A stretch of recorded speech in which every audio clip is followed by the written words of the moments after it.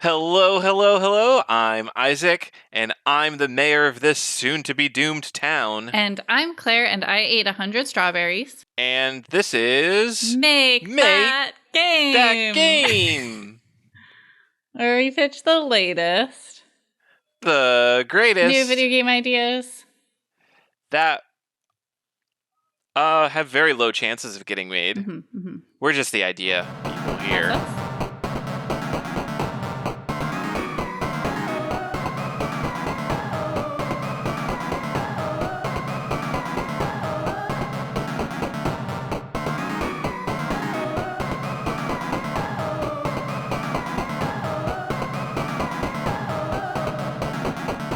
Well, first, I do want to say hello, YouTube. If you're watching. What's up, YouTube? If you're not watching on YouTube, thank you, because that gives us more data about our subscriptions and listeners. But if you're interested in watching us on YouTube, we're there. Should we introduce the idea to YouTube? Yeah, we can introduce the show a little, I guess. Like, it's, episode 27, I want to say. Yeah, that sounds Anyway, right. so on this show, we talk about game design. So we honk and bonk games that we've played and talk about what we like and don't like about those games. We also pitch new game ideas that will never be made because we have no intention on going through with these game ideas, and we'll discuss the game design elements of those. And then in my favorite section, we do rapid fire pitch round, where we have 3 random words that we must create games out of in the moment. Now I can say live on tape and it's real. Sort of. All right. But that's our show, and we'll start off with Isaac. What have you been up to with the gaming world lately? What does that look like for you? Not a whole lot, I'll be honest. So I played a little bit of Banished, which is a game that I will be honking and bonking. I played a little bit of Baba Is You, which is a cute little puzzler game where you're like a little rabbit dog. I've played that. I like that. Yeah, it's fun. You push words around and like you form sentences that change the rules of the level, and that's how you solve puzzles. So like Baba is you is the name. It's an example sentence. Most levels have the rule Baba is you. So there will be word blocks like Baba is you. There will be like rock, push, move. So if you push things around to form the sentence rock is push, that means you can then push rocks on the level around. If you push rock so that it pushes Baba out of place, the sentence becomes rock is you, and now you're controlling the rocks on the level. Yeah, it might sound complicated, or at least it might sound complicated to those who are like me with their gaming experience, but I played it. I really like it. It's super cute, and it's not complicated at all. Well, the puzzles are hard, but oh, yes. There was one of them that I was looking at. Just doesn't make sense. Yeah, the actual play is what's not hard. So yeah. But the puzzles it's very intuitive once you start doing stuff, and it builds up at a nice pace. It's a pretty well-designed little puzzler. Maybe I should honk and bonk that sometime. But besides that, so Banished, Baba Is You. I'm trying to think if I've played anything else in the last week. Nothing's coming to mind, but I will say I do have a little bit of gaming news. Do tell. Masahiro Sakurai, Masahiro Sakurai, creator of such beloved title franchises as Super Smash Brothers and Claire, you might have heard of this franchise. I know that you haven't played like a lot of like games, but have you ever heard of Kirby? Oh yeah, actually, I have heard of the game Kirby. Yeah, it's a game series. There's many Kirby games. Yes, no, I have. Yeah. I'm familiar with the brand. Yeah, so this guy made all of them. But anyways, he started a YouTube channel of his own. Well, actually, maybe I shouldn't talk about this because this is competing.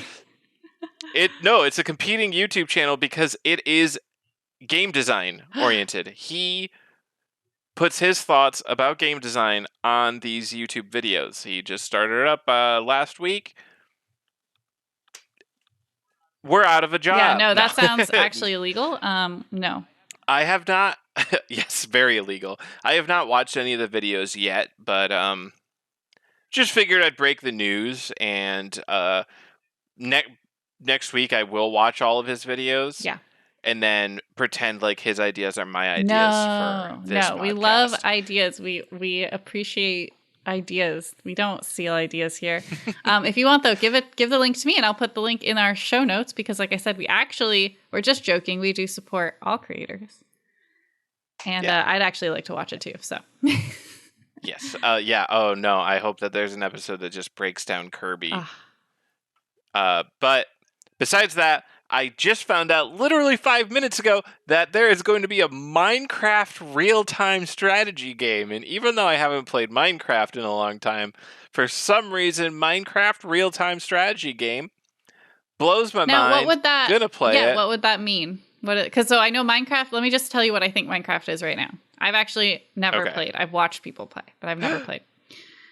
What? So there's two modes. All right. I've mostly watched children play. I should also preface with that.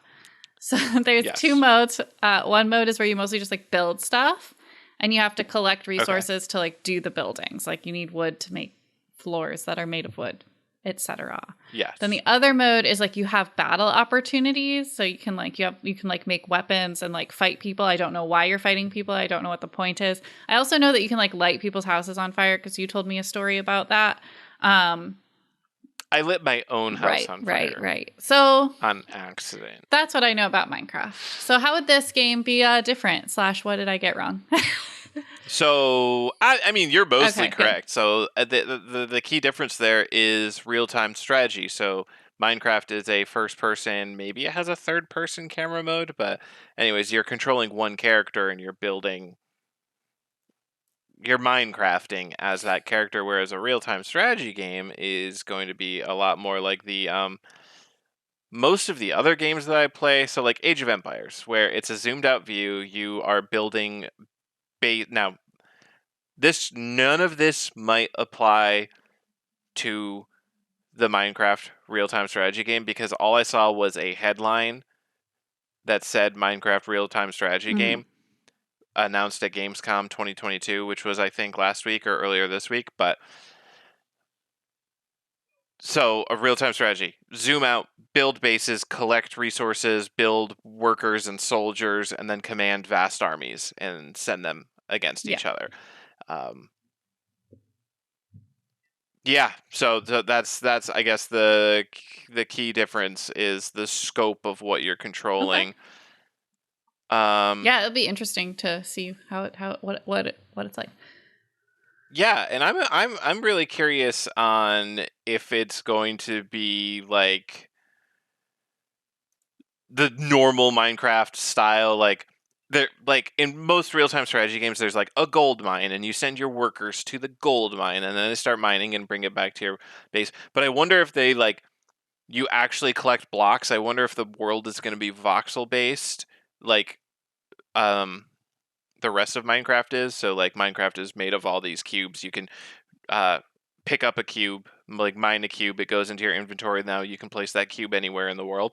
I hope that that's maintained in the real-time strategy aspect and they don't have to dumb that down because that opens up a whole new world of real-time strategy that I don't think has ever existed. Yeah. So I'm super excited that's for what that. I think. I was going to say, that's what I think is most intriguing. Like if they don't keep that, I don't know why they're doing this at all. But yeah, what's the point? As we talked about last week, Netflix has games that are not about shows. So like I don't know what to expect anymore. I don't know what to do. So yeah. So Claire, question. Do you have any notable gaming endeavors to talk about? I've been any news to break? Couple things. Well, not news. One news and some games. So I feel like when I talk about the games I've been playing, I usually focus on like quote unquote like big games, like games, I don't know, with a capital G, but I'm pretty much always playing Matchington.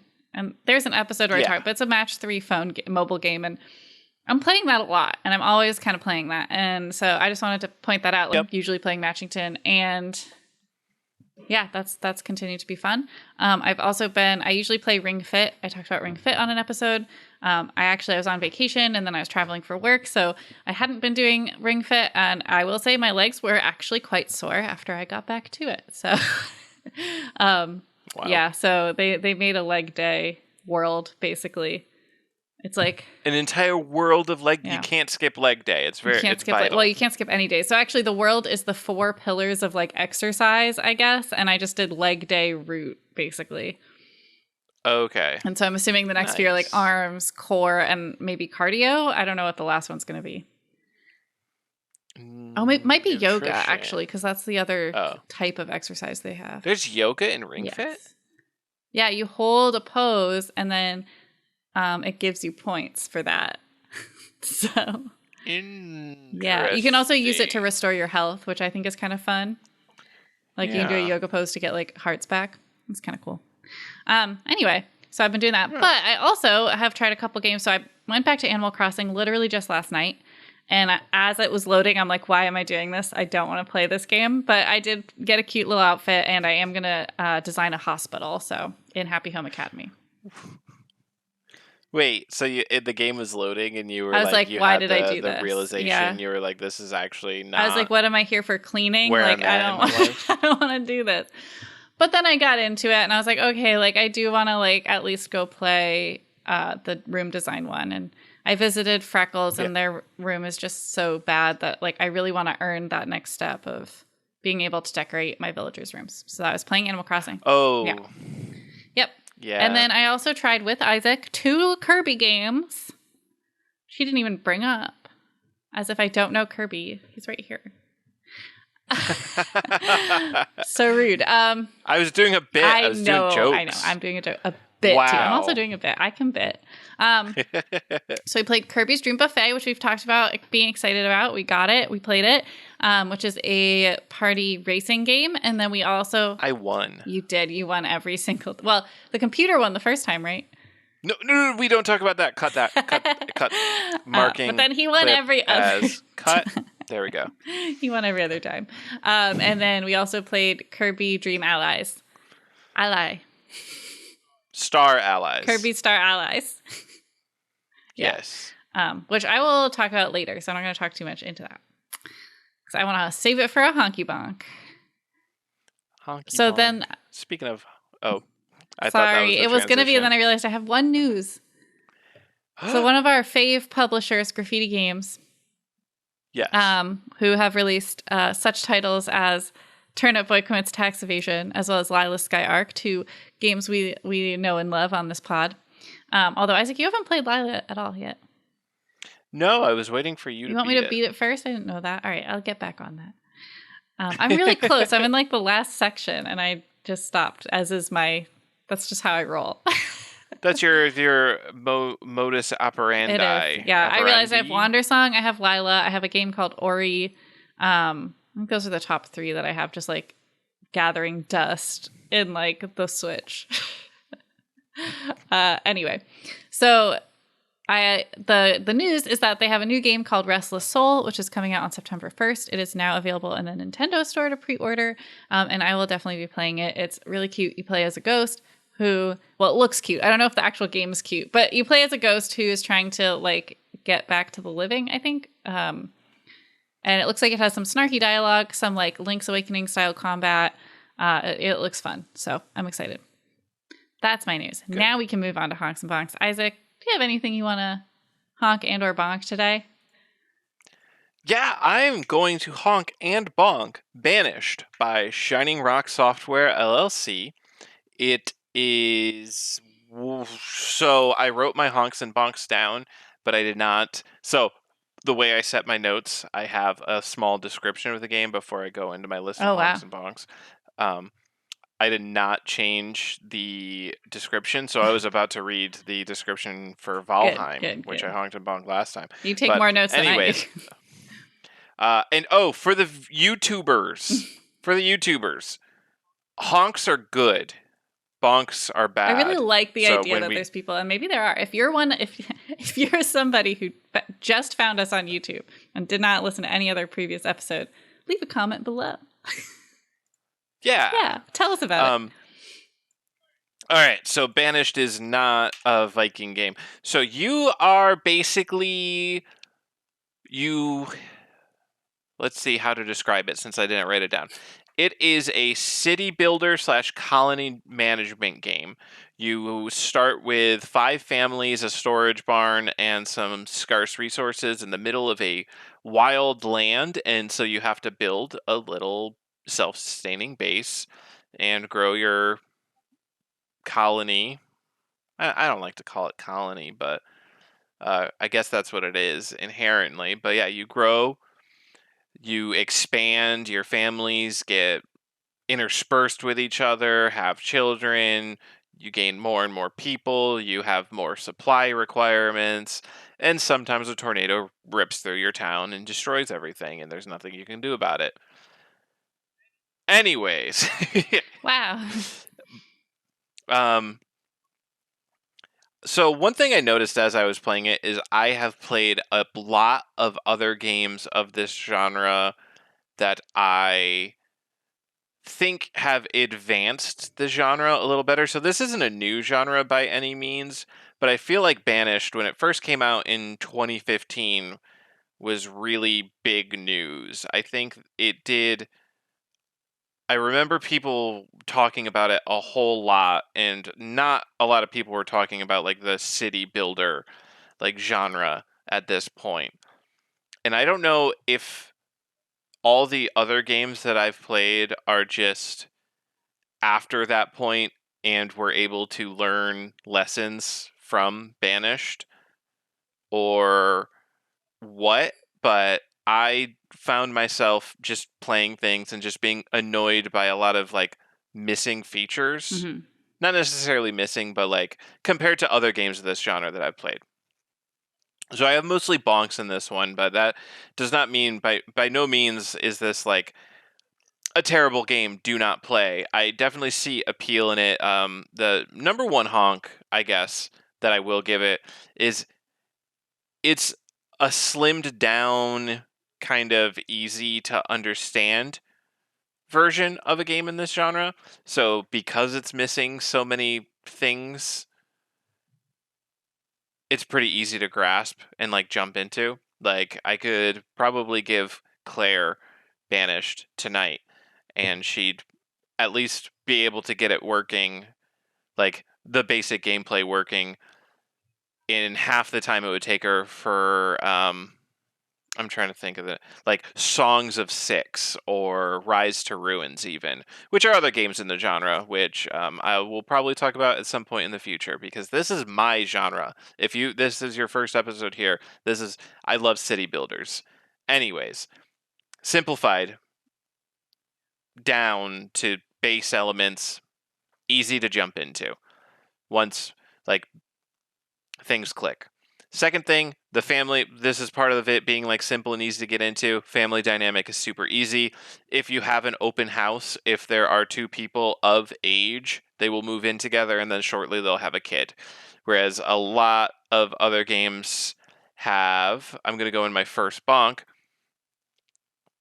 villagers have a lot of personality traits or something. Like if you've played Rail or Roller Coaster Tycoon or like Planet Zoo or something, each visitor has like, I like specific animals, I like soda, I like buying, I don't like certain things.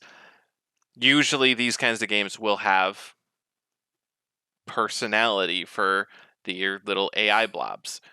Because there isn't any here, you only have vague ideas of your villagers' needs. They'll be like, I'm hungry, I'm cold, my hands hurt.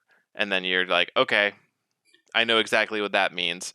They're not like, I would like a house by the ocean, I would like a different variety of food, etc., etc. Which means that there's not a whole lot of depth to the gameplay. Mm-hmm. Like once you figure out the basic thing, you just kind of start. Once you figure it out, you cruise through, and then there's like nothing happening Mm-hmm. anymore. You're like, okay, I have played Got it. Banished. I've beaten Got it. it. And then the second bonk I want to say is there's disasters. You can turn disasters on or off, but I play with disasters because why not? I like the challenge. But one of the disasters is a tornado, and it just randomly rolls through, and its exact path across the map is like randomly determined. And there's nothing you can do about it. Like, once the tornado happens, it either hits your village or it doesn't hit your village. And if it hits your village, it destroys everything in its path. And you can't directly control your villagers and be like, hey, get out of the tornado's path. If they're assigned to like pick up a log that it happens to be directly underneath the tornado, they walk into Wow. it and die. Smart. And then your entire village is like, oh, I've got to go pick up that log, and then they die, which is classic Dwarf Fortress comedy, but I did not like it. I think it's Not funny. one bit. And my final bonk, and it's kind of the same thing as the tornado. I guess not really. Your village can just die of old age because the family dynamic is so basic. Like, kids won't be born unless a family lives in their own house, and after a certain age, the parents will stop creating kids. Right. So you can have a village of like 75 people, and then they just stop having kids. And then all of them get to the point where they won't have kids anymore. And then you just cannot make new villagers anymore. So once that generation dies, your entire village dies. That happened to me once, and I was like, whoa, why am I not getting new kids? I've got so many happy and healthy villagers, and they all they all have houses, and they're all of breeding age, which is like a weird way to put it when they're people and not animals, but like they should be having kids. Oh, I need empty houses for them to start a family to have kids. It's just one of those Wait, things. Once you figure it out, you just move I'm a little forward. confused. Like, so they are already in a house, but they need another house Yes. for the So new okay. kids to So live in. Got yes, it. you have Jack and Jane. Jack and Jane have a son. They live in a house together. Then you have another family that has a daughter. They live in a house together. You have two houses in your village. Jack and Jane get to 20 years old and continue living in their parents' house. They get to 30 years old. They're still living in their parents' house. 40 years old, still living in their parents' house. And then they can't have kids anymore. Right, because after If you that, you build can't have any kids anymore. yeah, if you build a house, if you build a third house, um, the kids will like instantaneously move into that house, and then like 9 months later, they will have a kid. Wow, this sounds like a nightmare for the NPCs. Like, if I was an NPC in this game, it would be like torture. Like, this could be a horror film. It's fine because the NPCs are so basic. Yeah. Well, that's what's what I scary. was saying It's like a robotic kind of like vivarium style terror. yeah.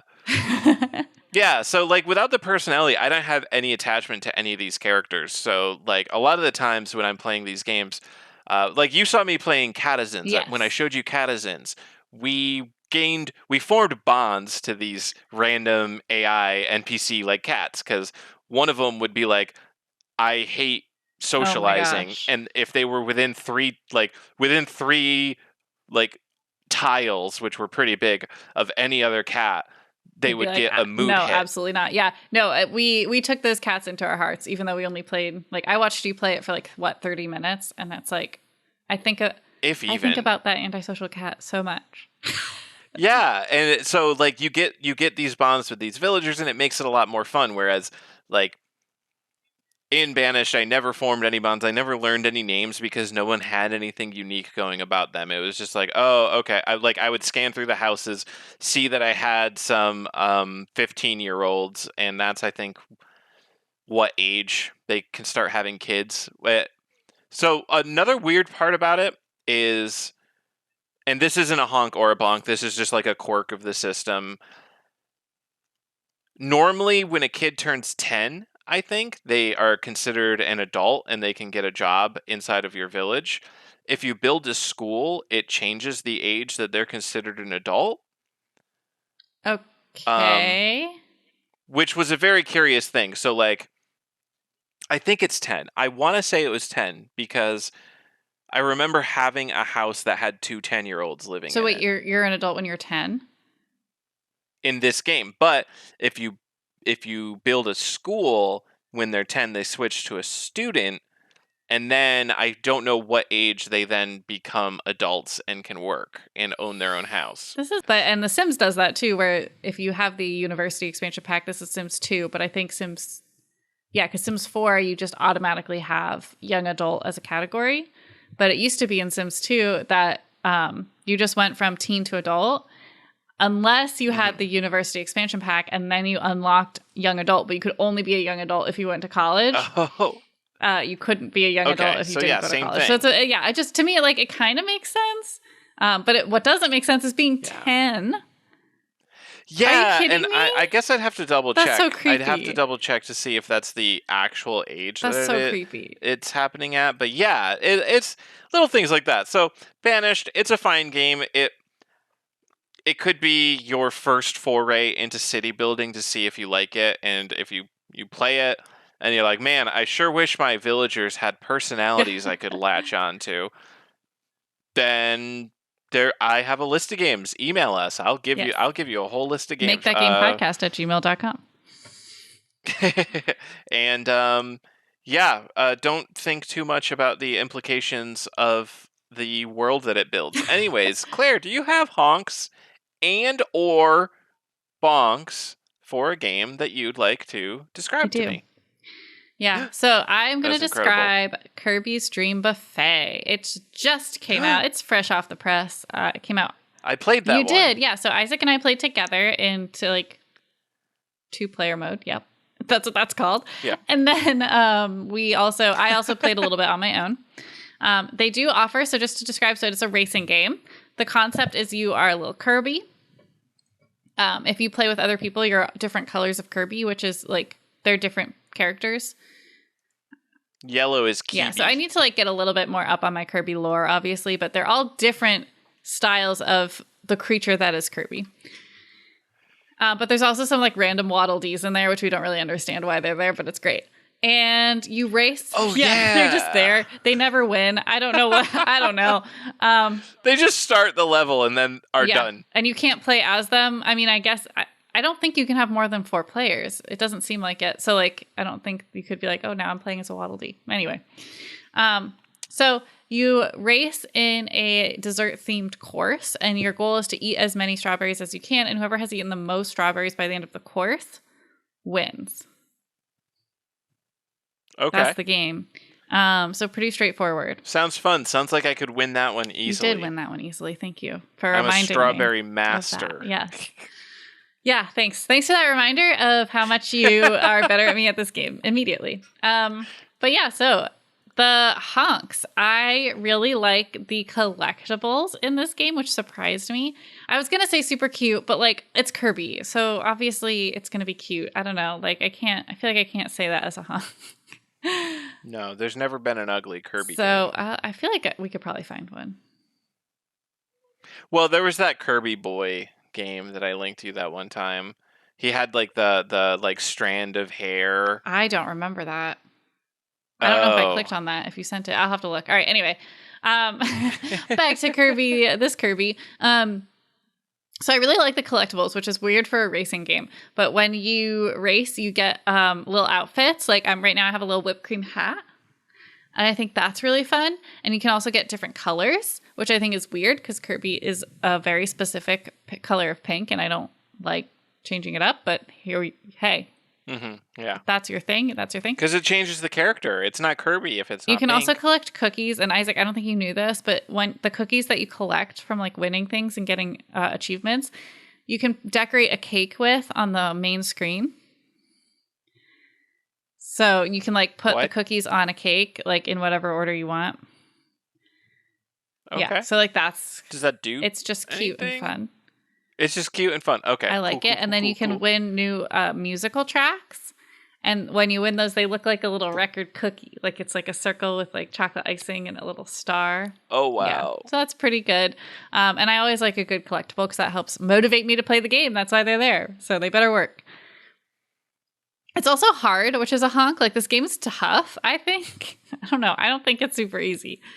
We started playing on, I think it was called spicy mode, which was like, so they had like sweet, normal, spicy, and then something else. Oh, yeah. And so we started on spicy because I played the whole entire Kirby and the Forgotten Land on wild mode, which is the hard mode, because that's what Isaac started on, and I started playing with him, and we never changed it back, which is good because I got all those like points for playing on wild mode. But I was like, well, if I played the whole of that on wild mode, I should be able to do spicy on this. No, incorrect. Not true. It's a hard game. There's lots of challenging like shapes. You're like rolling around a donut. There's like sticky areas. There's a lot going on. The fact that you're racing, but you also have to think about how many strawberries you're eating. I don't know. I found it a challenging game, which I think is good. It's like not something you play once and you're like, well, that was a yawn. Challenging, and not just that, but a wide variety of obstacles, which I think from like that, I think I talk about that with honks all the time. It's like if you only have like 3 things that impede you in the game, you can only do so many combinations of that, thus the game gets stale and boring. Mm-hmm. So I think just having a number of interesting obstacles that you can combine in interesting ways. Yeah, like there's cookies and moving around and cream, just stuff everywhere. Yeah. So that's good, I think, too. And then the other thing that I like is it is a really good party game, because like most racing games, there's no learning curve. So, I mean, the learning curve is figuring out like the terrain and, you know, like those kinds of things, but everyone can pick up a Switch controller and play this game. So it's a great one to pull out if we ever had people come over, but also just for Isaac and I, if we just want like do a couple rounds of something, like that's a super easy thing and fun thing to do. So I like that they've created a pretty good play together game. That's what I'll call it. But I do have some facts, and the first one is related to that. Is it's just not as fun to play alone, which I guess would probably be. I've never played Mario Kart alone, so it's not really designed to play alone. I was playing it alone, so I'm trying to get better so I can beat Isaac one day. Is the dream? That's the real dream buffet. Fat chance. Yeah, true fat chance because I couldn't even beat the CPU. So on sweet mode, I didn't play. I was playing on normal. Oh, but still, okay. It's not great. So it's not super fun to play alone. It's still fun, but I don't know. You know, it's definitely designed to be a party game. The other bonk is if you know Kirby, then you know copy abilities, which basically is like, the abilities that you can use in games. So like Kirby classically will like absorb, oh, now I have sword, now I have fire, now I have drill, now, you know, like etc.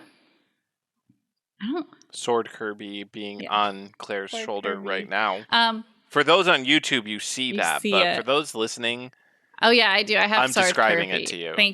Thank you for describing it.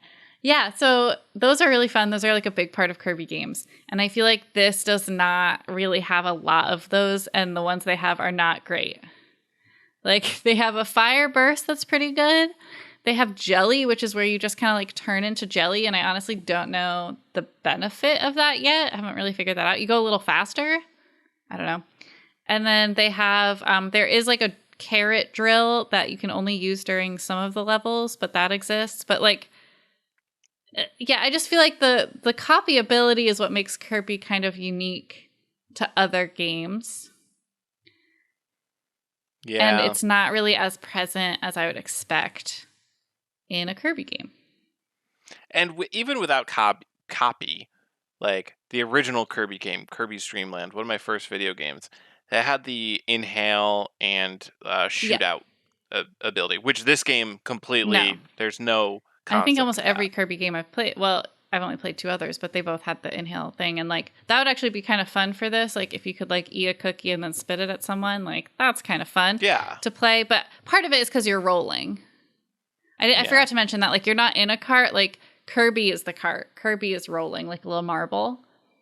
That's how you play. So I realize that's like a huge visual element that you need to know is happening right now. Oh, and also the more you eat, the bigger you get and the faster you roll. So it's like pretty fun. But we're in the box. We're not supposed to talk about why this is fun. You're right. This game is bad and dumb in this Yeah, so section. it's not as much, I'd like to see more copy abilities. I'd like to kind of like it to feel more like that. And then the other thing is like it might be too hard for me. I don't know. I could see getting pretty frustrated if I play this like 10 to 12 times and still can't win. Oh, I wow. don't know. I mean, I haven't gotten there yet, but I could see like having a bunch of friends over and I'm just, so last every time. That might get to me after a while. That might get to me. Yeah, it's got to throw you a bone. And, like, I think Mario Kart does a good job of... It has enough powers and stuff. Like, the blue shell is always a popular one that wins friends. Like, Kirby, I'm surprised that there's no concept of that. I haven't, not that I've seen like yet, right? So that doesn't mean there isn't. I've only played a little, but... I feel like it would be in, like, free roam. Oh, that's true. Free roam had every other power, well, so right? it didn't. Like, it had jelly and fire. The thing, it because didn't. when you play... So they have other sections called Battle Royales. When you're in that, there are different ones. Like, there was one that was giant tongs that comes down and tries to scoop you. Oh, that was I thought that when that was happening, I thought that was just like a thing that randomly happened. I also thought that was just a thing, but then I realized it's actually a like ability. Oh, interesting. So, okay. Yeah, so I don't know what's going on there, but yeah, it doesn't seem to have as many like self-regulating things as Mario Kart does. And I mean, I'll say though, even in Mario Kart, I used to lose all the time, like real bad. But I think for me, it has to be funny. So like Mario Kart was good because I would lose so terribly that it was funny. So it didn't feel as bad. But with this, it's like I was like right there, right? Like I was like an inch away from like second place. And that feels bad. not to steal a potential bonk, but I do remember that looking, because like that just looks super frustrating when you were about to get second place. Yeah. And then another one just literally hopped right there. And then I like maybe describe describe that mechanism so that the viewers. That's tough to describe, but okay, we'll try. So when you get to the end of a race, there's 3 cakes, obviously, as one does.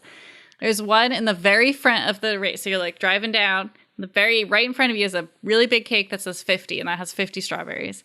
And then to the left of it is a smaller cake that says 20 with 20 strawberries. And then to the right of it is a cake that says 10, right? So you have these 3 cakes. Now, obviously, you're going for the 50, but if you're not first, someone's already eaten the 50. You can't get it. So you have to veer one way or the other. So I like veer to the 20, obviously, that's the next best one. And then literally I'm like right next to the cake and someone else just goes like bloop and just ate the cake for me. Great. But it's like at that point, I don't really have a lot of time to go all the way back around to the 10 cake. So by the time I get there, it's already eaten. And then I'm just last place now. And yeah. And like any other game, there would be just a finish line and you would cross it and you'd get second place. Right. But this one adds complication to it, which, I mean, I get it. It's fun. It's cute. Eat the cake. But holy cow, did that look frustrating every time it happened. And with the one time that the computer beat me, I think that's what happened to me as well. I think I was able to get like the 10 or the 20 or something, but it jumped right in front of me like as I was about to get the one. So cool. Yeah. So I think it'd be fun to try this game with 2 other people so we can play everyone is a person. And I think that'd be cool. Someday we'll have friends. But yeah, that's it. I think it's a super cute party game, and I'm all for Kirby, so definitely check it out if you're a big Kirby fan like me. Now that we've talked about games that do exist, Isaac, do you want to pitch me a game that doesn't exist? I do. All right, here's my pitch for the day. Here's my formal, thought-out pitch. This is Date Hate. Ooh, I'm intrigued and slightly concerned. It's a calendar-themed shoot-'em-up roguelite. I am no longer concerned. No, so, all right. What it is it is an abstraction of, like, scheduling.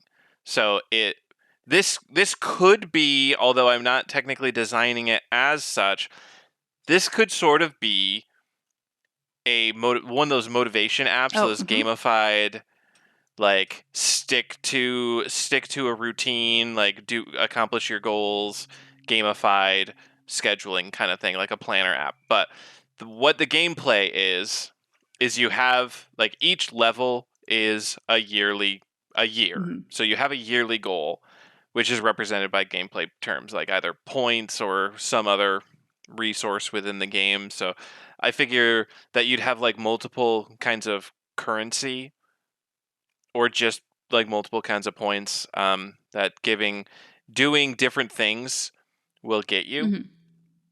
Um, so like if one of your tasks is like saving, you get like money currency, like money points. Okay. Uh, if it's exercising, you get Sweat points. exercising points, sweat points, something like that. And then so your yearly goal is basically like get X of this points, X of this points, et cetera, et cetera.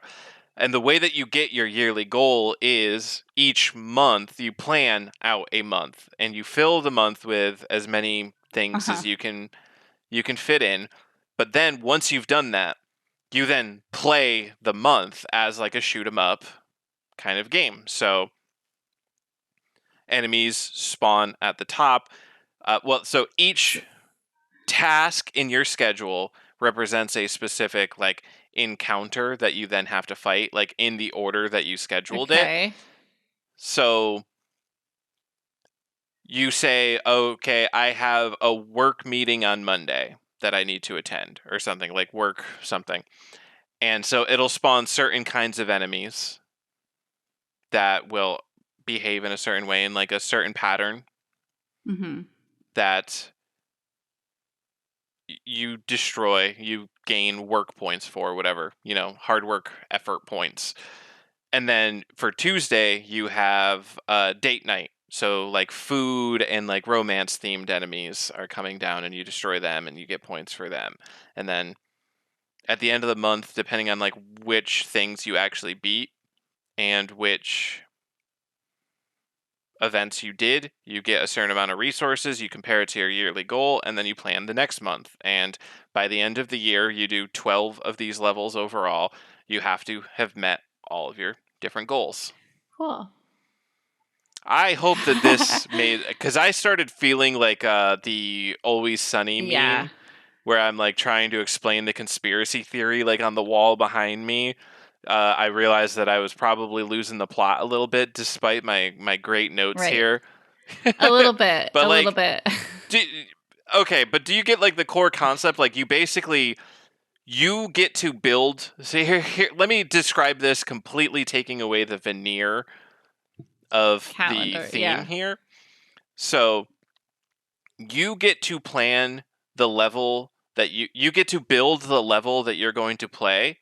Mhm. So you get to balance the risk and Yeah. the reward of the level according to what you think that you're capable of Mhm. in trying to achieve a long-term Yeah. goal.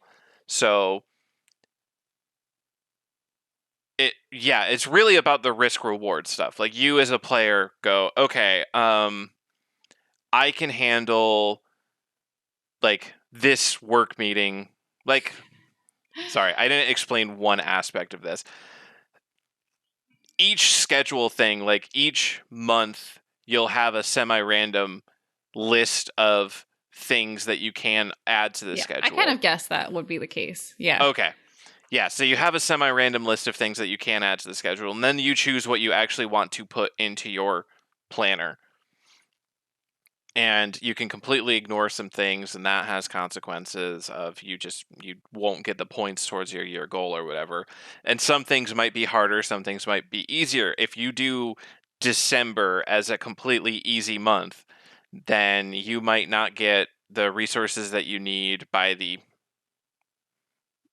end to meet your yearly goals because you need to do the harder stuff to get more Okay. points. Anyways, that's Date Hate. So I don't think it could be a habit app because it sounds like you're playing it not in real time. Yeah, I Yeah. realized that. I just kind of threw the habit app in there as I was beginning to describe it, but then as I was going on, I was like, no, this is too real time. This is too not real Yeah. time. Like, This is just a fun theme on a core gameplay Yeah, concept. because truly, if it was a habit app, the habit is what a lot of people do just in their, which is called scheduling events.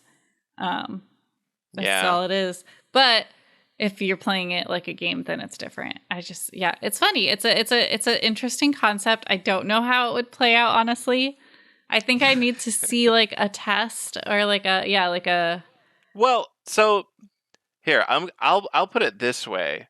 So Mario Maker, you're familiar with that. So imagine if it was Mario Maker, only you had like pre-made sections of levels that you could arrange. Yeah, no, I get that. It's more just like, does it actually function like a game? Like, would I?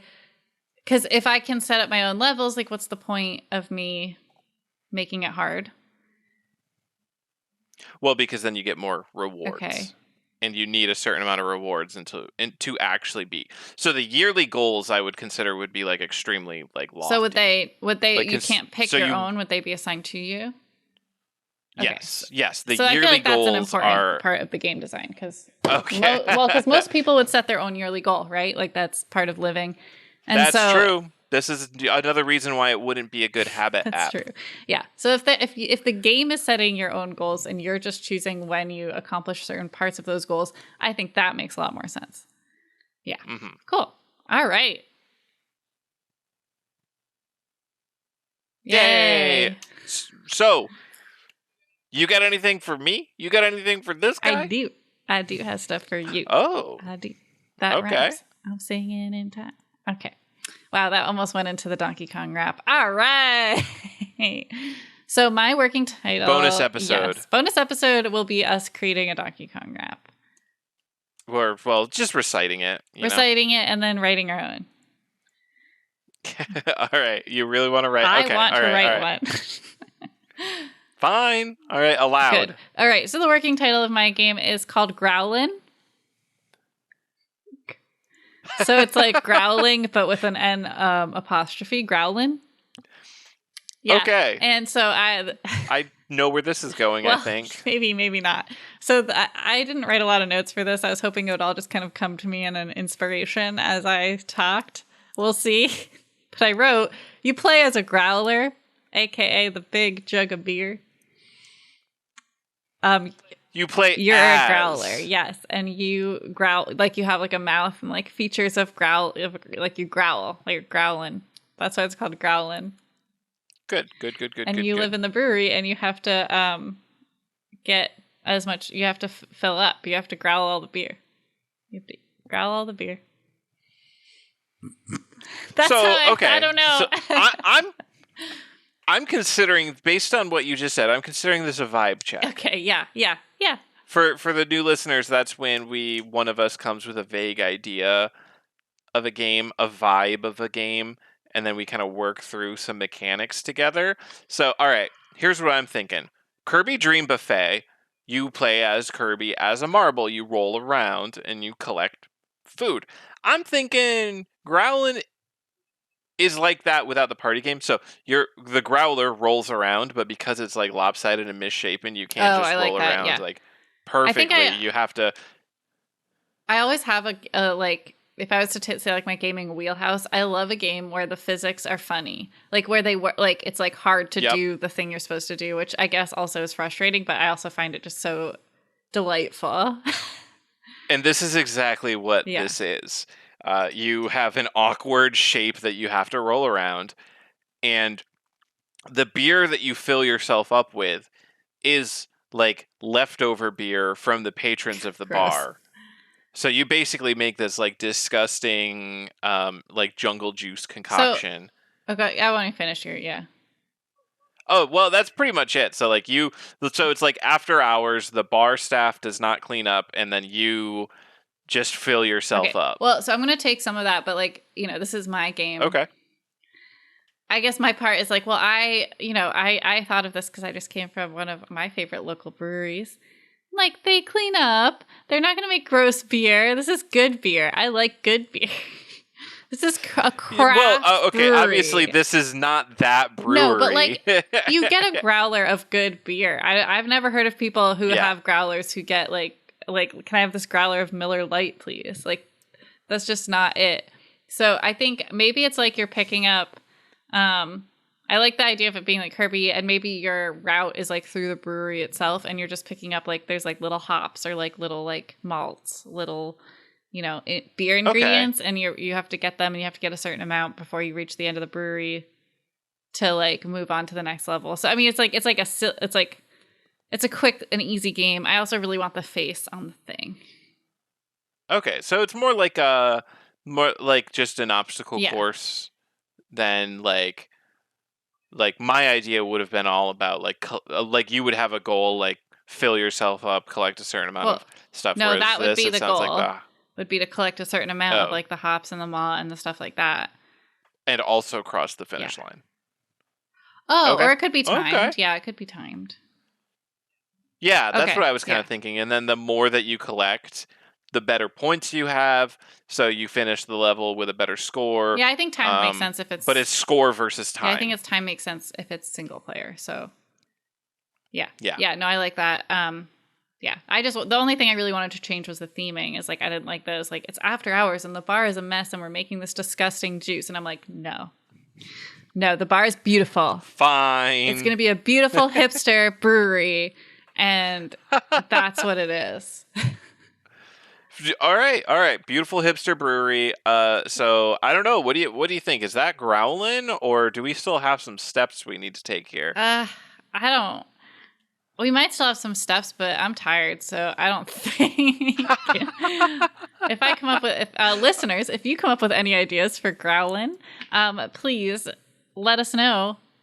Email us, makethatgamepodcast@gmail.com.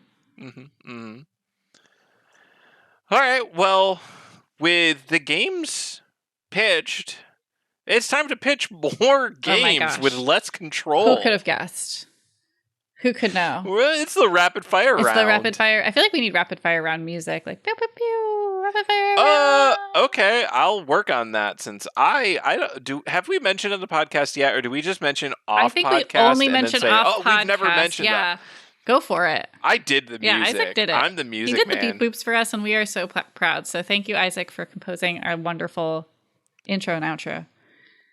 Yeah, no problem. And now I'm gonna have to do bit introduction songs. Yeah, that would actually help if so also off pod, Isaac was trying to do some not data, but I guess collecting some data from our previous episodes, and it was like frustrating to scroll through. This would help you find the right places. Yeah, just listen for the tune. And then I would know too, just looking at the file. Anyway, our first 3 words. Are you ready? Have we introduced the bit? I did at the beginning. So I'm just going to say that's fine. Then, sorry, that was a big sigh. Like I said, I'm a little sleepy. That was an 8-pound sigh. All right. I'm like, I just want to do the words. I'm ready. I'm ready to hit the start button as soon as you start reading words. All right, the words are quotation, arrange, okay, prayer. Yeah. I mean, there's an obvious one, right? There's an obvious one. Okay, well, so I don't know if this is what you mean by obvious, but you are a pastor leading mass, but it's like an Ad-Libs style game. Like Mad Libs, you mean? Is that what you said? You might have said that. Sorry, I thought you said Ad-Libs. Oh, I might have said Ad-Libs, but yeah, you. So I'm imagining it. Actually, no. Even more gamifying it. It's like Tetris with each, but instead of like random block shapes, it's prayer quotes that you have to arrange. So I had a similar. I like the idea of the pastor, and like maybe he could mess up. I thought it would be like Bible quotes that are out of order, and you have to put them in order. So it's like a learn them up Christian style. Oh, like Emily Blaster. Yeah, basically, yeah. Oh, actually, that I do like. But that. I feel like it shouldn't. I was just thinking, like, I don't know how you make the words into a Tetris thing without just like the words being shapes. But what I'm not sure about is this like shapes. Bad? Is this like what's the word? Sacrilegious. Yeah. I don't think so. Is there something else we could? It depends. Like you. Yeah, like there's something besides the Bible we could draw from. Like, what's another like prayer. Well, I just mean, the thing about prayers is they're all from yeah. religions, What and if it was thus all they. the song "Living on a Prayer"?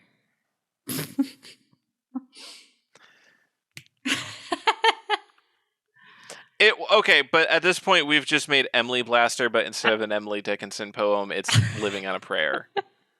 Yeah, that's the game. Okay, well, so what this game is it's Prayer Blaster. Prayer Blaster. Good. Okay, All right, let's move on. 2 minutes and 45 seconds left. That's we did it in almost half the allocated time, or less than half. We're killing Yeah. it. Well, I All think right, part of it is we're like, let's let's. not be bad. Prayer was a Yeah, I bad, didn't like that as one, so I just wanted to move awkward. on. Which we are, and Yeah. our next 3 words are not about praying, but they could be, I guess. And here they are: necklace, Okay. myth, Oh, prayer necklace. Myth. yeah, and then riot. Okay, myths. Okay, Okay. all right. Basically the same thing. All right, riot, myth, necklace, myth, and riot. All right, so obviously, so this is like a dungeon delving style game, right? Are you feeling me on that? Big yawn. Wow, we don't have time for I don't this. know why I got so sleepy. Timer's running. Yes. Dungeon, yes. Dungeon, All good. right, so the myth is that there is all right, so the kingdom, so the story is that the kingdom is in a bad place, but there's a myth that there's a magical necklace that will give the princess Yeah. or queen, the ruler, the ability to tame the evils of the kingdom and bring it back to peace and prosperity. So you are the noble adventurer who must go down into the darkness, retrieve the amulet, and bring it back up to the top. Yeah. And this is, I'm thinking third person over the shoulder. Oh, no. Okay. No, I mean, it could All be. right. I was No. just saying that I was thinking it would be more like a Link's Awakening. Oh, okay. Yes. Link's Awakening. I'm thinking, so it's all one continuous dungeon. And the special thing here is that it has, so it's basically a roguelite, I'm thinking. So each floor has like a pretty set layout, but it can be any one of like hundreds of different floors, and you have to get down, like the goal is to beat like 20 floors, but let's say there's like 250 total floors, so it's just a random 20 of them that you have to fight through. I mean, I like it less And now, then but I guess like as a game, that's fine. Like I would not Oh, enjoy wow. it as much as if it was more like each dungeon is specific. But Okay. you know me and my roguelite like. Yeah, I mean, at this point, I've basically just described Binding of Isaac, and as a throwback, Claire didn't like Yeah, that if you weren't sure how I felt about it, I didn't like it. Yeah. All right. So that's like the gameplay. Yeah. You get power ups, obviously. I mean, I think this is a because all pretty video games have power ups. yeah, it's a pretty like big game for a rapid fire round, so I think that's kind of cool. It's like a full concept story. But like I don't know. It doesn't seem like it's got like it's easy to explain, which always throws me off because it makes me feel like are we missing some I component don't that think like so. I mean, we are missing the name. We do need a name. okay, all right. Wait. All right. Sorry, I might have missed it. But Riot, how did you work that in? So that's like so all three of the words are purely just story. Yeah, right. So the kingdom is in peril above. It's riots are happening, etc. And the necklace, once returned to the queen, princess, king, whatever, Yeah. will quell the riots and bring peace and prosperity back to The name kingdom. that just popped into my head was Neck Myth, like necklace, but Neck Myth. I'm yes, neck Okay. myth, neck myth, the dungeon crawling, roguelike Sure game. thing. With 1 minute left. Whether or not I would play it is TBD. And by I mean, would most of us play most of these rapid fire? The only rapid fire, I'll admit it, the only rapid fire round games that I would play are the Learn 'em Up kids. Yeah, I would play. I think if somehow like us speaking these created them, like if they just like were existing, I would try every single one. I would attempt to play every single one, even the ones I don't think I would like, just to see what they're like, because it's like this just like came out of our brain, you know? You're right. But at least give it a try. Would I like playing it? There's a debate. There's a debate. Not at all. All right. Are we ready for our final 3 words? Yes. Interesting. All right. Deprive. Deprive. Foster. Foster. Straighten. Straighten. So straighten makes me think of teeth. Like the dentist or the orthodontist. But that's only because I was just talking to 2 people who work in the dental industry.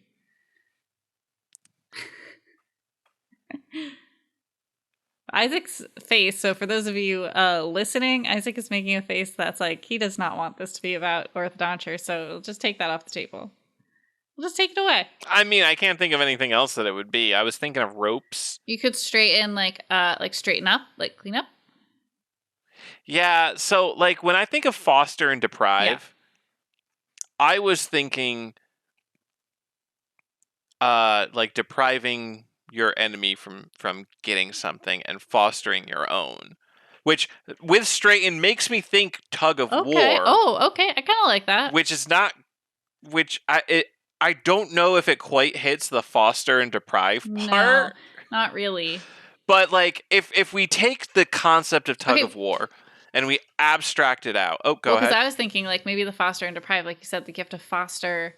You're not playing tug of war. It can be kind of like Life is Strange 2, where everything you do impacts Daniel, the young brother, instead of yourself. So you have to foster your champion, and you have to try to deprive the other's champion, and then they battle. Okay. Maybe. I don't know. The deprive is weak there, but that's a thought.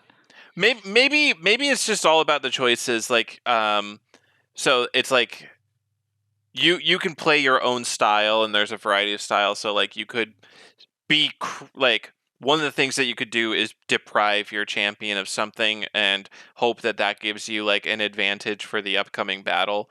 Like if you deprive them of love, they are a cruel and vindictive warrior and focus on their strength or something. But if you foster creativity, they might use some ingenuity. Yeah, and then it's like, and then you would just watch like the battle unfold. Yeah, I think I like that. Yeah, it's kind of different. It might be annoying, but again, we just talked about how these don't have to be fun to play. They just have to be and games. I do like the idea. The indirect control can be fun. I think the problem Life is Strange 2 had, don't correct me if I'm wrong on this, is that Life is Strange 1, you had the fun power person and you weren't just influencing another person. Right, you had with fun powers. Just like, well, let's name it, but since the clock's running, and then I can talk a little more about Life is Strange. So I think, let's see. So it's a tug of war.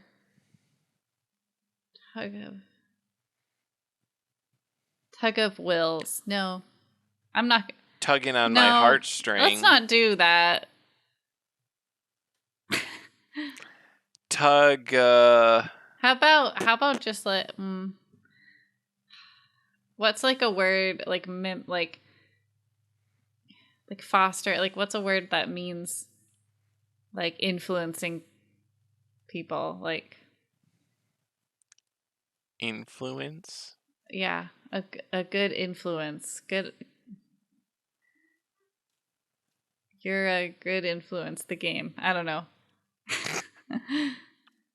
You're a good influence, the game. I'm actually sticking with that one. Oh, no. You're a good influence. No, wait, we can't use that one because you could be a bad influence. You're an influence. The power in your hands. So the problem is There's a game that has the perfect title for this that already. It's called Black and White because you have the power to do good or evil. We could call it Your and Influence. We could also call it Influence's Power. The Power of the Influence. That just sounds like a weird book. Influence is power. What about Influencer? That sounds like a tagline. What if it's called Influencer? Yeah, I was just about to pose that one too. And then people think that it's a game about like Instagram or whatever, but no, it's not even gotcha. close.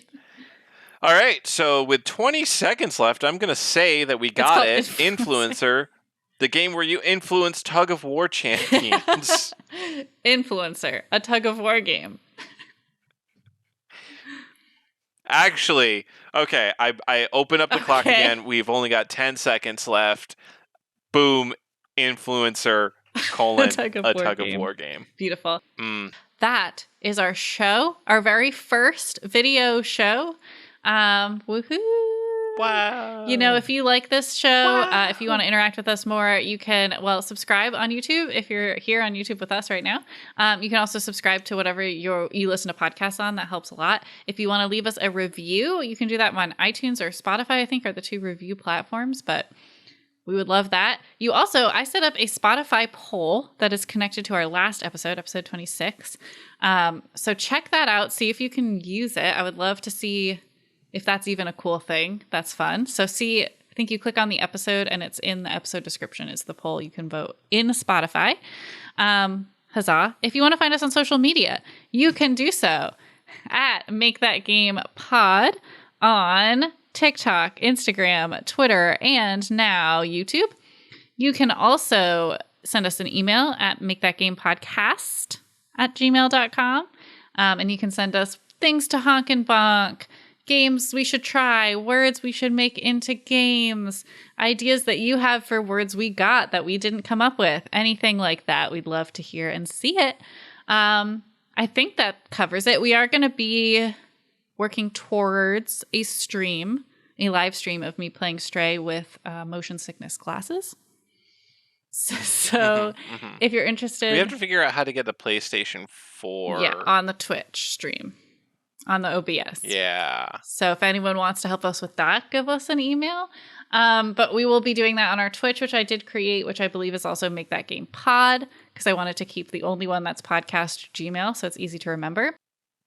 Okay, so on Twitch, we are actually just Make That Game. We're just Make That Game, because I'm silly. No pod, no cast. No pod, no cast. I'm so sorry I did that to all of us. Well, I guess because that's what what it shows up as, so... But yeah, so you can follow us on Twitch at Make That Game, and hopefully get notified when we finally figure out how we're going to do that. But we will be doing it, and it's going to be fun. And yeah, so if you heard a game today that you like and that you want to exist in the world, we're not going to make it. So we encourage you to go out there and make that game.